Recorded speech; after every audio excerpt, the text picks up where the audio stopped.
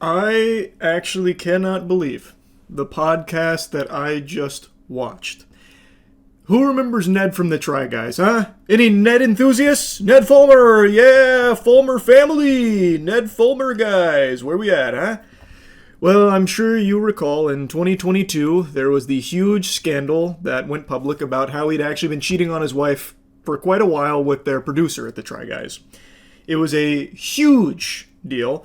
Of course, led to the dissolving of their marriage. It basically kicked Ned off of the public sphere, and he has remained in the back rooms for the last 3 years.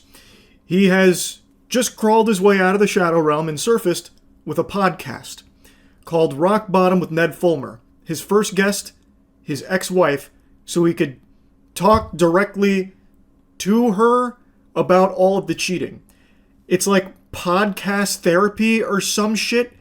And it actually makes me think podcasting should straight up be illegal or have like some kind of like rigorous vetting protocol in place where you need like a license to own podcasting equipment. This is fucking agonizing. It takes so much to make me turn something off that I've committed to watching. I will stomach any amount of like revolting dog shit this planet has to offer. I could watch Two Girls, One Cup 100 times back to back to back to back to back to back to back without even blinking. But this was too agonizing. I had to turn it off after 30 minutes. It is brutal to sit through. I can only imagine what she was feeling with this, because he kind of like talks about himself as if he's like some kind of a victim, like a survivor of his own cheating scandal. It's weird. You have to see this. Strange to think that people are watching this and listening to it rather than just being in like a therapy setting. Oh, heck yeah. It's terrifying.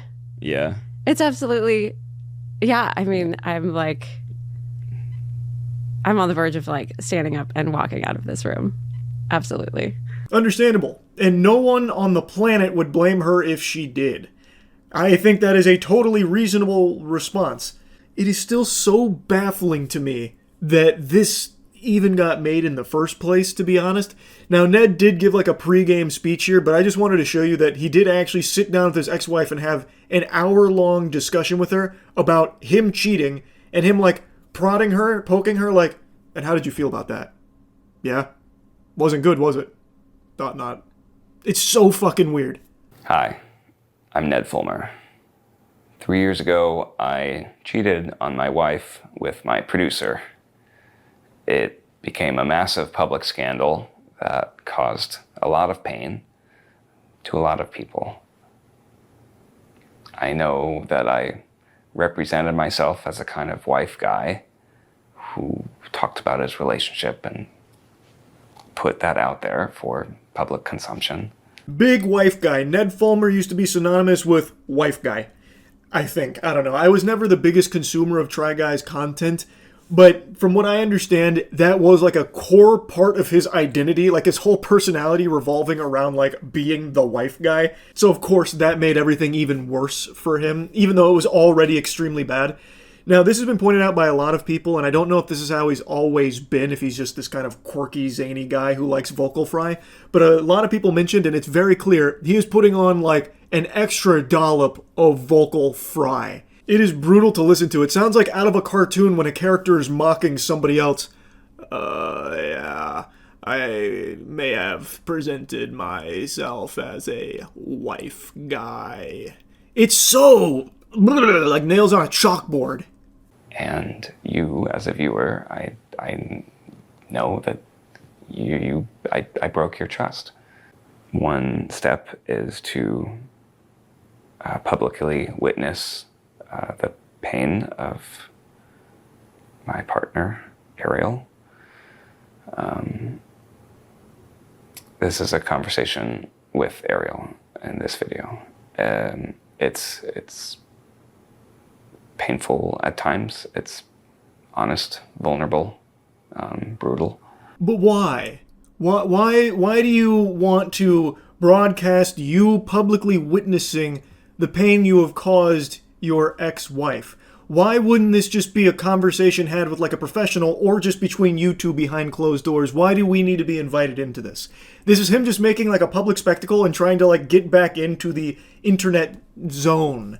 So he drags his ex-wife in here to try and, like, reopen the wounds here publicly so that way he can paint it as him, like, taking the accountability, this public flogging that he's going to give himself, listening to all the pain and suffering he's caused her.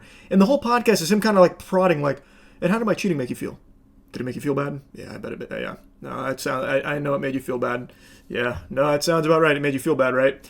All while he's filming it to try and milk this devastating event that she's gone through for his own personal views and his own attempt at a comeback. That's how it seems. The catchphrase, I believe, for his podcast, which you can find on his About section, sometimes the only way out is through one podcast at a time.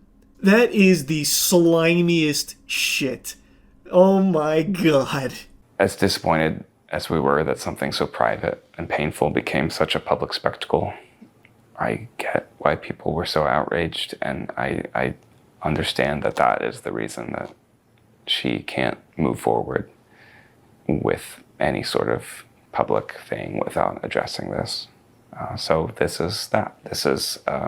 I'm going to have to call dirty barnacles on that right there. I don't buy that reasoning at all. He is literally launching a podcast off the back of his ex-wife being the first guest in it. And he's trying to paint it like he's doing this so that way she can move on because all this went public and, you know, it's taken such a huge toll and she wouldn't be able to do public things because this would get brought up from the past. So this is how we're both going to heal and move forward. Like, I completely understand that for her in particular, her having any other, like, public-facing job or something, this would be brought up. I get that. And that is very difficult, no doubt. But this does not seem like Ned Fulmer just trying to do something to help her not have to deal with something like that. I feel like this is a necessary thing. Yeah, we've kind of been just keeping our lives very private for the last 3 years. We have. And just almost hiding from the world. We have been hiding. We've been hiding from the world. And I'm not going to lie, it's been kind of great. Mm. Now, I felt I needed to include this section in here because she is saying that she believes it was also somewhat necessary to publicly discuss this finally after so long, but that the time they spent away she's felt is kind of great. But since this was a public thing, it seems like she agrees that there needed to be some kind of like public resolution to it to move on. Now, I'm going to go against the grain a little bit here. I don't think it's necessary. You do not owe strangers online an explanation to how private matters were handled. Yes, this did happen in the public eye with the scandal, blowing up and the cup runneth over on Ned's unfaithfulness, but that doesn't mean that you need to do anything further publicly just for the internet to bear witness to. But if you do feel like there is like some kind of obligation to have some kind of like public, closure to it, is this really the best way to do it? Because to me, it really feels like Ned is using this as a self-serving thing. This is the kickoff to his podcast. And this is obviously something he knew would get a lot of views. To me, it feels more like a calculated business call as opposed to something to try and help both of them like heal and move forward. Myself to strangers. It's like, oh, let's exchange Instagrams. I'm like, well, right? Here's mine, but couple of caveats. One, I have a lot more followers than you might expect. Two, all of this is pretty outdated. And three, don't Google me. Don't Google me. Don't Google me. You Just probably don't want to Google me. Get to know me first. Yeah. Oh my goodness. You don't want to be just sort of seen as the sum of your mistakes for me or the sum of your past for you. I cut a lot of this section out here, but Ariel mentioned how like making friends has been a little weird because of all of this, because they'll come into it with some kind of like preconception based on what they've seen from the public and such. And Ned immediately is like, well, actually, me too. I'm going through something similar. I'll try and make a friend, introduce myself, and they like ask for my Instagram. I'm like, whoa, bump the brakes, buddy. Instagram, I don't know about that. Whatever you do, don't Google Ned Fulmer. Definitely don't do that. You don't want to be viewed with some of your mistakes, or I guess in your case, Ariel, the sum of the past. Am I right? Yeah, we're kind of like two peas in a pod when it comes to this problem we're both experiencing. And he's like trying to like meet her in the middle there, like relate to her. But Ariel did nothing wrong. Ariel is completely a victim in all of this who is now sharing like how it has affected her, even like socially making friends. And Ned's like, oh, me too. I'm super victimized by it as well. Like, they Google Ned Fulmer, they see I fucking cheated on my wife, and they don't want to be my friend. It's so weird, right? Like, you and I, we're going through like the same thing on this. Am I right? Like, this is what I'm talking about, where I feel like Ned's not actually trying to like help, move forward here. It really feels like this is just his springboard for the podcast. We are still friends. We have children together. We go on trips together. Right. Like, there's a spectrum of being together, not together. Right. Like there's ways in which we're together, but it's like the way that everyone wants to know, like, are you guys still like an item? Are you guys still a couple? Like, no. We really haven't been at all this last 3 years. No, we haven't. So I've been saying ex-wife this whole time, but now that I'm rewatching this section, that's not the case. Apparently they are still technically married, but they are separated. They are not like dating, they're not a couple anymore, but they're not divorced either. And I think that might have been covered later in the podcast, but like I said, I could not stomach this whole thing. It's actual misery. It is literally like this miasma of like sadness. So I didn't finish the episode where that might have been addressed, but this whole time I've been saying ex-wife. But that, I guess, is not the case. What is for sure, though, is that they are not together, and she has not forgiven Ned for what he's done. People ask me, like, do you forgive Ned for what he did? And, I mean, the answer is no. Absolutely not. How can you forgive somebody for lying to you, for cheating on you? No. Fuck no. Like,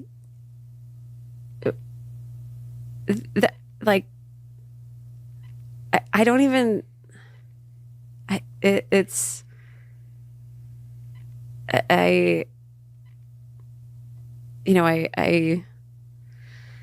sorry, I saw red for a minute. It's like, no, the answer is no.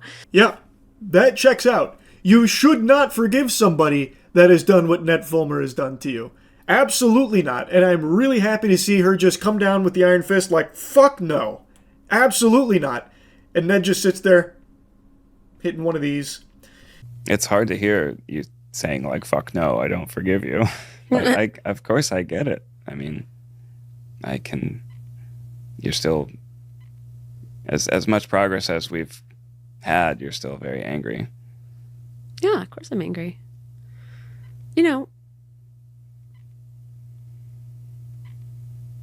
We're talking about like, this is where I started getting like a little wiggle worm-esque, where I was like kind of squirming in my seat a little bit, because now it's getting much more into the meat and potatoes of like the cheating itself, which Ned is spearheading the conversation of. She's like, yeah, it hurts to hear you don't forgive me, but I get it. We made a lot of progress, but you're still angry. And it's like, yeah, man, of course she's still going to be angry, but why are you using that as a piece of content for your podcast launch? And you can see how difficult this topic is for her. She then goes into detail about how everything unfolded for her, where she got this news from fans, and she was being sent pictures, and she starts going through like what that was like for her emotionally. And it's really, really sad. And then immediately following that, this is Ned's question. How did having it become such a public scandal kind of change everything for you?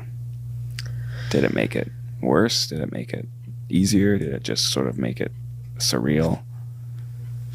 It was so many different things. His questions suck shit through a crazy straw. These questions are fucking terrible, man. Brother, what? Did it going public, I was cheating on you for a long time and then everyone found out. They were the ones that told you, by the way, not me. Did that make it, like, easier for you, you think? Just explain that to me a little bit, if you don't mind, about how public how public it was. What was that like being in the middle of that, if you don't mind? And then his next question, I think, is his worst one. What was that moment like when everything changed for you? Awful, obviously. What was that moment like, huh? Hey, excuse me, if you don't mind, can you walk me through exactly what it felt like when you found out that your husband, whom you have children with, has actually been cheating on you for a very long time? Can you please describe in detail what you felt when you learned that information about me? I'd love to know, if you don't mind. If that isn't the most brain-dead fucking question I've ever heard, Ned, it probably didn't feel good. What does asking this question even do to help either of you, heal from this? Please, walk me through the trauma when you learn that your husband, have been cheating on you for quite a long time. This is something, again, like I said, that should have been, with a therapist, not a microphone. Microphones do not do that job. And I'm assuming over the last 3 years, and based on the conversation, they have talked, in detail with each other and with others about this. Why bring it up for the sake of cameras to capture it for your podcast? That's why I'm saying this feels like it is all truly self-serving for Ned to try and regain some kind of audience online. I think there was a lot of sort of delusions and rationalizations that you, as the person doing that, sort of are telling yourself as to why it's not so bad, or why it's going to be okay, or why actually this talked about it in this way. And then it's I remember that moment, it all just kind of fell down where This one I'm going to take a little pause break for, a little halftime show moment here, because he's about to get into the most painful part, and this is when I turned it off. And what I want to make a mention of here is, for some reason, Ned is the one at the helm here. He's in the driver's seat, and is basically, and this is something I saw August the Duck point out as well, he is mainly talking about moments, as opposed to talking about how much he himself fucked up. He is entirely to blame for this, yet he is the one that gets to steer the conversation and talk kind of broadly about it and focus on this moment. What did you feel in that moment? As opposed to letting her talk about it and letting her kind of dictate where the conversation goes and the questions and that kind of thing. It is so odd, and it does feel unfair that Ned is the one that is spearheading all of it. It doesn't make sense, given that he is the one, the cheater, that did all of this, and yet he gets to be the one in control of this conversation here that supposedly he's doing to try and help her, move forward in a public-facing environment. totally could see how devastated and just completely traumatized you were. And then it was just everything changed for me as well. I'm oh no, this is I've been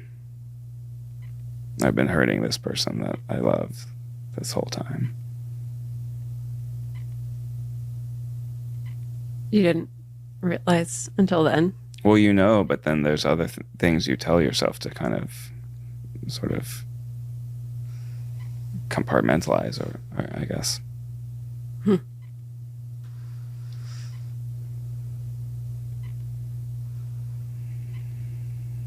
Interesting. Oh, wow. Like I said, it is a tough watch. And like I said, Ned really does feel like he talks about these excuses and how he's compartmentalizing and lying to himself, deluding himself, that kind of thing. It almost feels like he's giving himself these little weaselly ways in which that, he calls it a scandal, whereas she says directly, your affair. Is another thing. He talks about it as a scandal, as opposed to how badly he himself fucked up making this decision consciously. And now he's talking about it was never realized, with all the ways I was lying to myself, that I was actually hurting the person that I love. And she calls that out, saying you didn't realize that? You didn't realize at any point that maybe what you were doing would be really hurtful and really devastating? He's no. With the way you compartmentalize and Like, it's brutal. It is absolutely brutal to sit through. It's sort of a, it's like a addictive cycle, kind of feeling really guilty and ashamed, and then telling yourself the ways in which it's, kind of just lying to yourself, and then, yeah.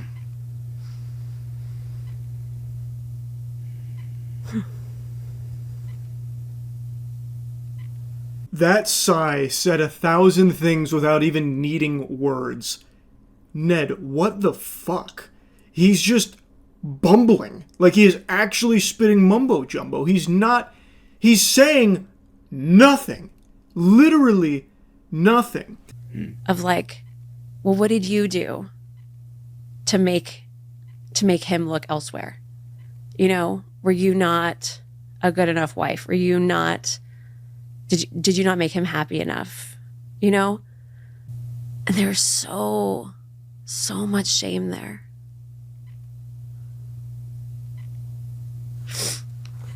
And I'm so tired of holding that. I'm so tired of holding it. Unfortunately, this is a very real thing that she's describing right here, where there are people that when they hear about a husband cheating on their wife, their first response is, well, what did the wife do to make the husband do that? Must have been her fault.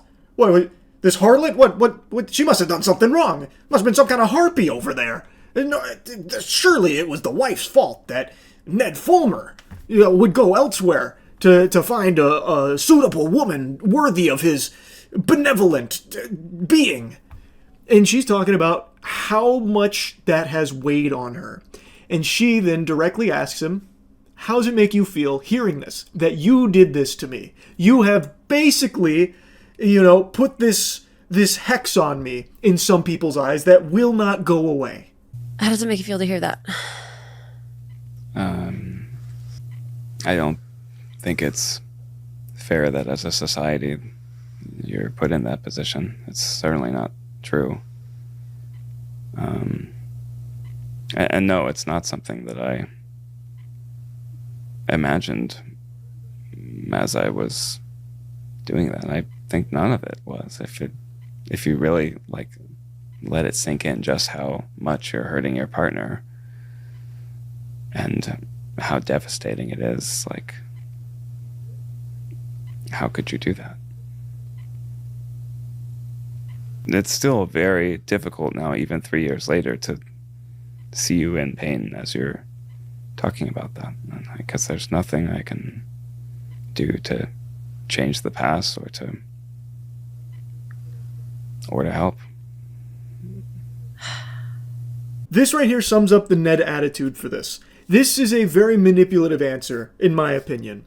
She is giving a very real account of something that she now has had put upon her because of Ned. Even outside of the devastation to the marriage, there are people that will look at her a certain way because of what he has done. And she is now saying, how do you feel about that? Is that something you've considered? And Ned, instead of even addressing yes, I did this to you, I recognize I did this to you, he instead says, I feel really bad that unfortunately society does this. Ned, you did this to her. Yes, it is sad that society will do that. But whether or not you want to acknowledge it doesn't change the reality that it does happen, and it is something she has to live with now as a result of your actions. He softly tiptoes around it, instead focusing more on the problem that society has with this perception that they'll put on people. I'm so sorry you're going through that, honey. What a shame. This is what I'm saying. He kind of cushions his cheating. For instance, he mainly refers to it as a scandal. Ariel's not afraid to say, your affair and, what you did, but when Ned's talking about it, it's oh, I was lying to myself, with this scandal, this scandalous stuff, that kind of thing. He really likes that nomenclature. It just feels like he is very much trying to, soften it a bit. So I just don't buy from his side that this was supposed to try and help Ariel in some way. I don't get that feeling from him.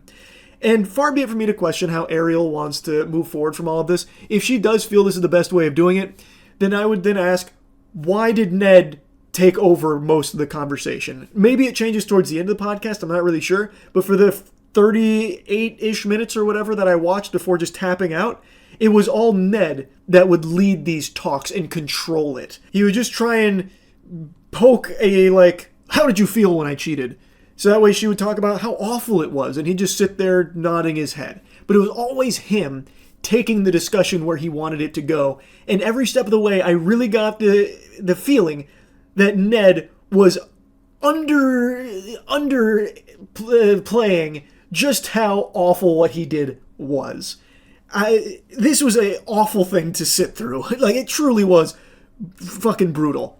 And I just had to share a little of this with you. That's really about it. See ya.